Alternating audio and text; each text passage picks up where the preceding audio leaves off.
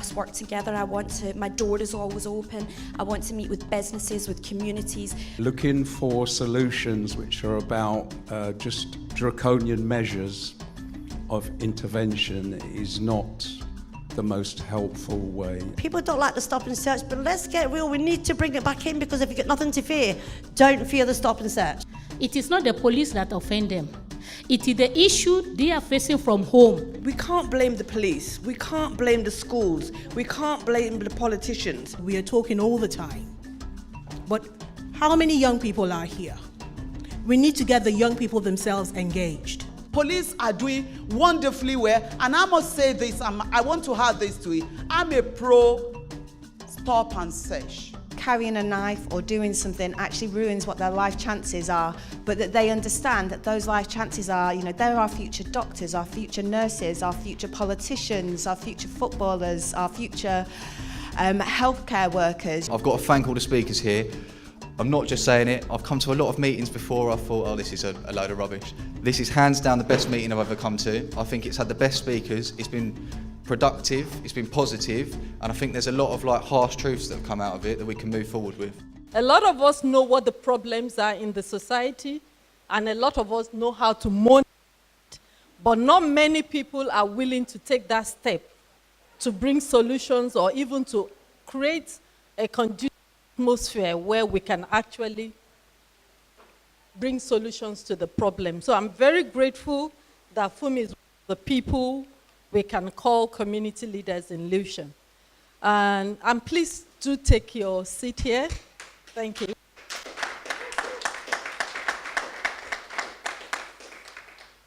And in our midst today, we have a long-time community leader who has been a councillor in this ward. That's David Michael in our midst. And I'm very happy to introduce our brand new cabinet member for community safety. She's taking on a huge responsibility, and that's Joanna Reid. We're going to have conversations with her. My appreciation to the Evelyn community officers and PCs. It's nice having you in our midst. Thank you. And really, everybody here has made time to be here. I'm sure people are concerned, people are interested, and people just want to make Lewisham a much safer place. Drop your gun.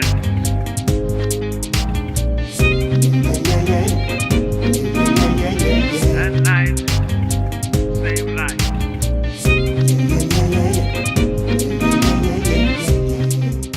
I just wanted to take this opportunity very quickly to just tell you of some of the things that Lewisham Council are doing. Firstly, education, and I think that's absolutely imperative to preventing crime. We've commissioned a universal school safety programme across all secondary schools in Lewisham, which is delivered by youth workers, and it addresses 5 key elements. Firstly, bullying, and that it's in its unacceptable period. Relationships, I think children must understand the difference between good relationships and bad relationships. Online safety, of course, the internet has brought us huge advantages, but also huge risks and disadvantages. Drugs and the fact that it destroys lives, that particularly for me, I think is incredibly important, is to understand the experience that trauma has on children. Children who've experienced trauma are far more likely to engage in dangerous criminal behaviour. We acknowledge, and Lewisham knows, that adverse events growing up has a psychological, emotional and negative impacts on the brain development in children. So understanding that, tailoring clinical support to children is absolutely crucial. As I start this role, I must say that we must work together. My door is always open. I want to meet with businesses, with communities, with everyone in the community. I appreciate that it's going to be a lot harder than it was in Glasgow. It's more complex. We have far more, we have lots of different communities.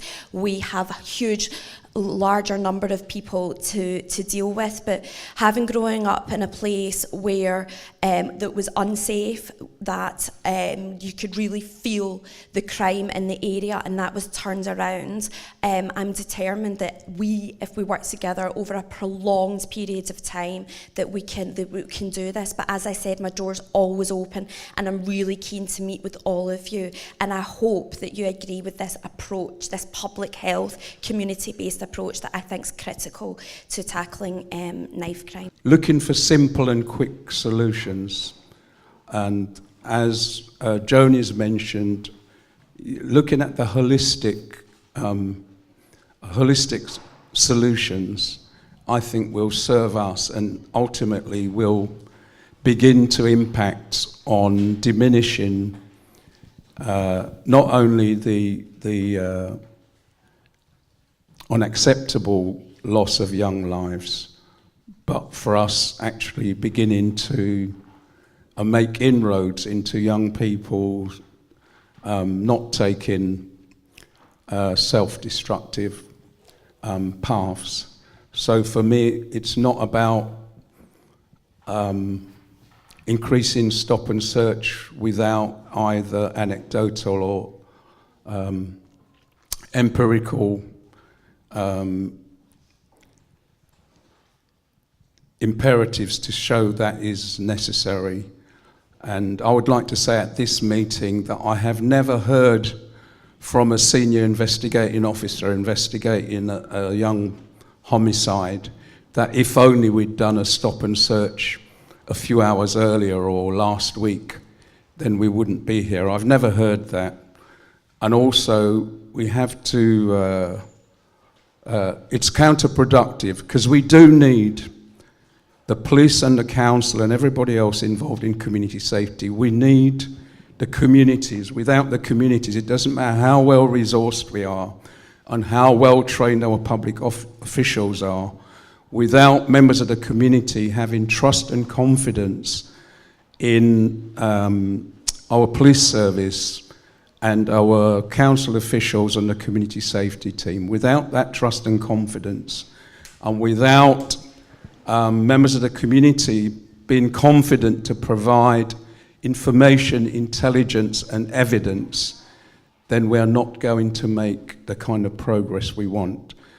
We had one event in April, that was in Southwark. And that was like a consultative event whereby we put police aside, we put young people aside, we put parents aside. So what we did was to ask the police, what was the expectation from young people and the parent? The same thing went for the parent, the same thing for the youth. And to my surprise, by the time we collected all the paper together, the young people were able to let us know that they are on top of the priority list they have. They want parents to spend time with them. They want their parents to spend time with them. And they want to go on outing with their parents. And another thing they said, we don't want parents to bring their work home. That really touched me a lot. You know, sometimes me too, when I'm very busy, I just grab my laptop, and I say, okay, my daughter, let's watch this film, And in the middle of the film, I'm grabbing my laptop, and you see the finger going, pum, pum, pum, pum, pum, pum, pum. At the end of the day, that is taking our work into our home. And it's invading to our children's privacy with us. And our children are telling us today that we should please stop it. And another thing they said, they want from the parent, is that they want parents to listen to them. It is not every time we should be rebuking them for every tiny little mistake. Sometimes we have forgotten that we were worse than them when we are their age. And what they are asking now is that, please, let's remember, it hasn't been that too long, if we are forgotten, please, let's learn to celebrate our children for little achievement. It doesn't need to be big achievement. Little achievement. That's what our children said they wanted. You know, it is not every time we'll be telling them to shut up. Not every time we're telling them, you haven't done this, you haven't done that. What kind of a child are you? You know, I don't even know why I give birth to you. You know, some parents say all these words to their children without know that it has emotional torture on our children. And by the time they have it inside of them, buckle it up, at a stage, it bursts. And when they burst, you see reaction, rebelling, you know, disobedient to the parent, you know, disobedient to the authority. You know, they take it from even going to the authority. That is why sometimes there's some children, when the police stop them, it is not the police that offend them. It is the issue they are facing from home. I'm saddened about what's happened in our communities. What we're dealing with at the moment is broken boroughs, where South don't go to West, West don't go to South, South don't go to East. We have a chart that raises up the hotspot areas, and believe me, it's not a London problem, but we have to take control of what's happening. We have to accept liability. Our young people are out of control. It is children killing children. I live in Peckham, I live in the middle of it. So to my left, I now know you have zone 1. To my right, you have zone 2. What is all that about? Who's going to tell me I can't go into zone 1? I live in Peckham. And they can't tell me I can't go into zone 2 because I live in Peckham. And we need to work with it. We need a more robust police force. I'm not saying they're not doing their job, but Sadiq Khan needs to release more police into our communities. As the lady said about Scotland, I'm initially from Scotland. But Glasgow, that is a true fact. No murders in 12 years. Glasgow's a big place. So how can Glasgow do it and we can't do it here in London? We need a proactive, zero tolerance approach. It's got to be done. We take it on board with the police. Their resources are limited. Hence, we tell Sadiq Khan, release this money to the police, have a robust police force to do like they do in Scotland. Engage with the parents. And people don't like the stop and search, but let's get real. We need to bring it back in, because if you've got nothing to fear, don't fear the stop and search. A lot of people don't like it, but I'm sorry, it's got to come back in. 2's company, 3's a crowd. If you see 3, stop. The one thing STAR is actually standing for is the elimination of suspension and exclusion from school. Why do the children, right, are not being contained within the school? If the children are being disrupted, why are they ostracized? Why are they not put in a special unit within the school where they have youth workers, trained mentors, and bringing parents in, doing statements, and put appropriate resources? These young people who are grouping outside, become drug dealers, picking up guns and knives. This is the outcome of suspension and exclusion and being ostracized from our community. And the biggest thing is mothers.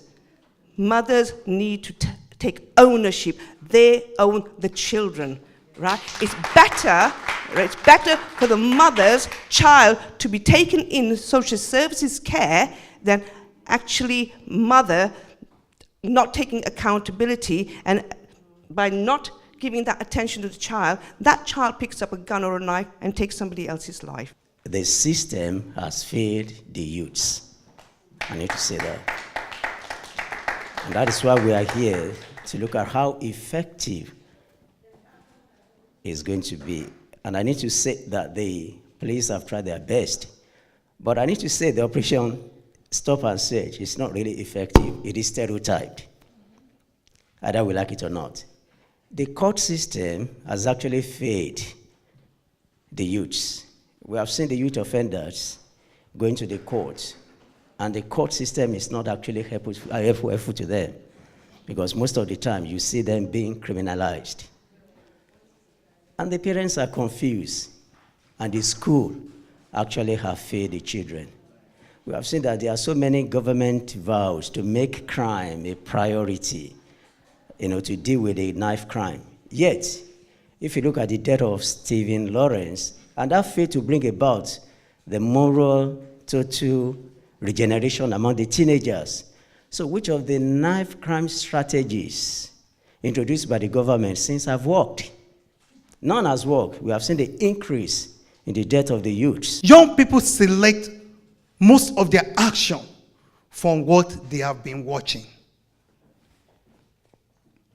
In order to keep our environment safe from gun crime, our government, including the communities and different sectors, we need to work together to put restriction on any movies or drama that educate young people on how to commit crime. Our young people need things to do. You know, we need to be investing in things like youth services and making sure that those youth services that exist are absolutely, you know, the right ones that they're interested in doing.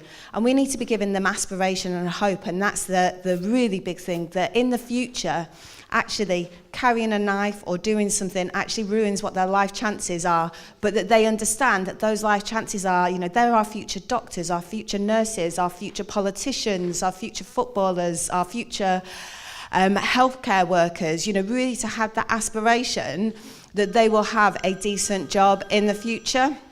You know, kind of in terms of some of the stuff around the schooling system, you know, there's certain things, you know, making sure that we've got police officers in every school, but not having them as police officers there to be policing, but actually having them there as police officers in schools, you know, and community and support officers on the ground to actually work with our young people, to go and say, do you know what, do you want a game of football? I'll have a game of football with you, so that they see them as somebody trusted that they can go to, and not just somebody that goes and has a go at them at different times.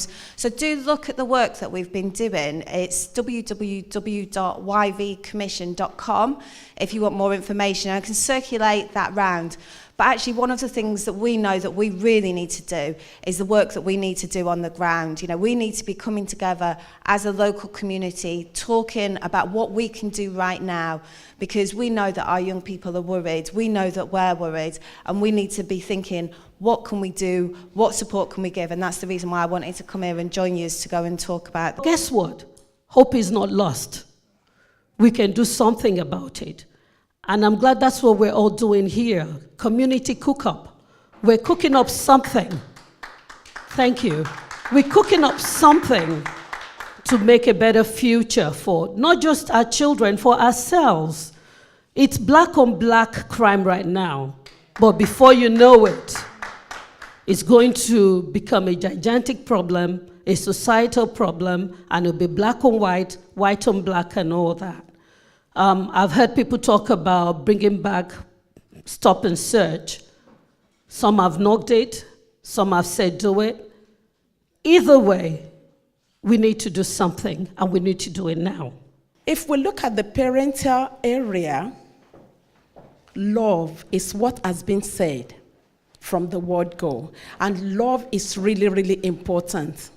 Your child coming up with something good, you cannot appreciate the child, then the child will be withdrawn from, you know, the parental love. And getting to the age of going to school, I'm not spending much time because I've actually got a few things, but getting to the age of going to school, when they go out there, the child that has actually been having a bit of problem at home, when they get out to school, then you see them coming up with challenges, you know, on unruly behaviors. And when they come up with that, majority of them actually want something to do. If you look at the children that are outside there with guns and knives, if you look at them and try to do a mental exercise for them, you will see that they are the brilliant ones. We talked about this. There's been a lot of talking. We are talking again today. There's so much talking about this. We need to find a lasting solution, and that's the important thing. I find that as adults also, we are talking all the time. But how many young people are here? We need to get the young people themselves engaged. We need to bring them out and ask them. They will listen. You need to give them a voice. Allow them to speak. What we are doing is we're speaking to them, but we need to speak with them. We need to hear them speak. You know, yes, we are speaking out, but are we speaking up, which is something we started doing. For me, it's a personal thing for me getting involved in this also. I lost my nephew to knife crime, and we also lost his mother, who happened to be my cousin, Damilola Taylor. And for a long time, I couldn't bring myself to do advocacy. The pain was too much. I was ill also. But I had a very eerie experience. I had a dream. And she said to me, "You've left. You're not doing what I left." And I knew I had to start doing something. So I've been very strong, but I know it's something I have to do. And we shouldn't wait until something happens to someone we love. And that's the problem with the African and the Black community. We can almost count the number of men in this place. And always, there was the bus tour the other day, there was, I think, only 1 or 2 men with them. I know that Florence and Fumi went out leafleting, and they did a lot of work to get people in here, but where are the people? That's the important thing. Our people do not come out. And I really wonder why. We need to get working. We need to get involved. We need to let them understand that they need to get involved, because it could happen to anybody. And we don't want that to happen to anybody. So we need to come out together and propose solutions and engage these young people. I know most of them, it's out of fear they're carrying knives. 95% of the problem we are having here, and they will testify to that, is drug issue. So let's go straight to deal with how do we stop this problem, because that's the cause. And somebody also alluded to some of our children want to wear designer shoes, designer brand, designer this and all that kind of thing. These are very expensive stuffs. And it leads to so many things, so many vices. So the cause, and I'm not surprised that people have been going round and round and round and round. You're doing a very good job. But at the end of the day, we're still not finding solution. Parents are crying out that power has been taken out of their hands. They are not in the position to adequately discipline their children the way they would want to, especially when they see children going off the rails. But another thing is also the way Black kids generally, not just Nigerians, but Nigerians, Africans and all that, tends to be unfairly treated within the British educational system.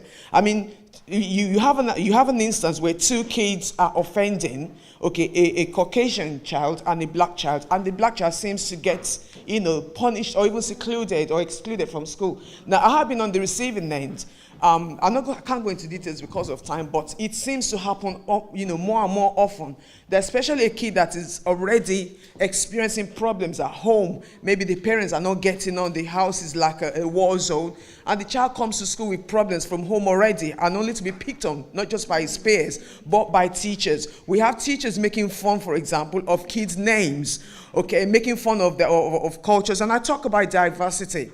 Diversity is something that we talk about all the time, but we find that it is not being adequately practiced. We do not look at the cultural shifts that these kids have sometimes. They're in the middle. At school, they are meant to be British, but at home, they are African. So how do they find the balance between, am I British or am I African?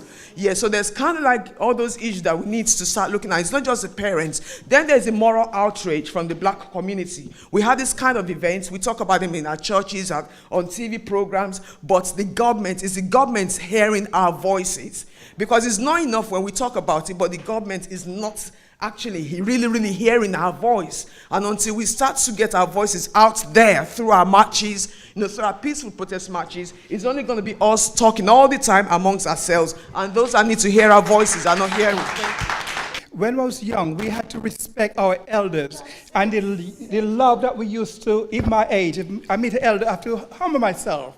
And the love we have against each other has gone. So we become cold against each other. It starts at home with the parents. Yeah? So basically, we can't blame the police. We can't blame the schools. We can't blame the politicians. We as mothers, my eldest is 36 and my youngest is 13. So it's a different dispensation that we're living in, okay? So we cannot say our teachers are failing our children. No, we cannot say the police are failing our children. We have to bring it back as a single parent, as a married parent, whatever it is. We have to bring it back into our home. It's not about race. It's not about anything. It's about about discipline and procedure, because by the time it gets to the court system, you're just mopping up. All they're going to do is mopping up and decide what to do with your children. You need to make sure that it's back at home. From they say we're going to exclude your children, it's too late. If I come from a family that is dysfunctional, I go to a church and a friend buys me chicken and chips today, buy me pizza tomorrow. In a month or whatever, and says, keep that knife for me, keep that drug for me, I would not say no, because my mom and my dad cannot feed me. So we need to know how to look after the parents. It's when we look after the parents, they can look after the child. Something that just came across my mind. Is there a way we can target the gang leaders who influence them, who play a part in them, unfortunately, at this point in time, so that these ones, somehow we could recalibrate them, and in a sense, they can also influence these young people. It is possible. Thank you. I will just say, I've come to a lot of these community meetings, and this is going to sound like I'm making this up. This is by far the best one I've ever been to. I know you said it's about the government hearing your voices. If we had one of these speakers on that have been here today for an hour a week on BBC, it would be better than what I've seen covered on this issue for a long time right now. So thank you everyone that's spoken. From our point of view, I agree with a lot of the points that have been raised. I'm very, very, very happy that you agree with our point of thinking on them. We know we're not perfect, we're fully aware of that. And what I will say is, one bad experience with the police will sit with you. If you have 10 great experiences with us, you're going to remember the one bad one. I will also say that I've worked with people who do not deserve to be police officers and are terrible. But on the flip side of that, a lot of us are pretty good, all right? I know that's an arrogant thing for me to say, but a lot of us are. Now, I'm going to talk a little bit about stop and search, because I understand it's probably one of the most contentious issues going. I'm a big fan of stop and search. I think it's a great tool. I think it works. I think it saves lives. But I'll just give you an example of, I think it was the youth worker that said that it's about listening to people and admitting when we're wrong. So when I had 2 years of service in, I went down to Second Wave. I don't know if any of you know Second Wave. It's in New Cross. I thought I was going there for a nice little relaxed tea and cake session. It turned out to be a brutal stop and search seminar. So I've walked in, 2 years in, and I thought I was really, really good at stop and search. I thought I had positive interactions with people. And literally just listening to people's examples, and I was thinking, yeah, I've done that, and that's made that person feel terrible. Yeah, I've gone into things thinking, prejudging people. We have done it. But the luxury that I have is that as a community police officer, I get to go to these things, and I get to go, hold on a minute, yeah, I can relate to that. That would really upset me if that happened. A lot of police officers don't. So I think that's very, very important, that we do need to open up lines of communication between young people and police officers. I'm really, really pleased that you've brought up that drugs is a big problem. Again, I've got to thank all the speakers here. I'm not just saying it. I've come to a lot of meetings before. I thought, oh, this is a load of rubbish. This is hands down the best meeting I've ever come to. I think it's had the best speakers. It's been productive. It's been positive. And I think there's a lot of harsh truths that have come out of it that we can move forward with. Stroke your gut.